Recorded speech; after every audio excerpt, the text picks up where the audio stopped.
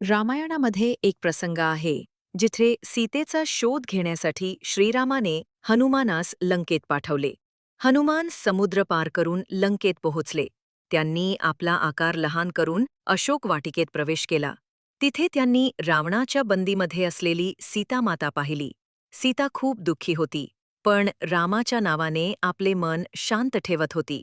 हनुमानाने तिला श्रीरामाची अंगठी दिली व त्यांचा निरोप सांगितला. सीतेला आश्वस्त करून हनुमानाने आपली शक्ती दाखवत लंकेतील अशोक वाटिका उद्ध्वस्त केली. त्याने रावणाच्या सैनिकांचा पराभव केला आणि अखेर रावणासमोर उभे राहिले. रावणाने हनुमानाच्या शेपटीला आग लावण्याचा आदेश दिला.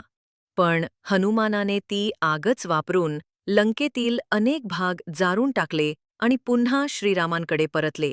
या प्रसंगातून आपल्याला हनुमानाची बुद्धी, शौर्य आणि प्रभूप्रती विश्वास दिसतो. त्यांची लंका यात्रा ही रामायणातील एक अत्यंत प्रेरणादायक गोष्ट आहे. तात्पर्य: धैर्य, भक्ती आणि अडचणींमध्येही ध्येयावर लक्ष केंद्रित ठेवल्यास यश निश्चित असते.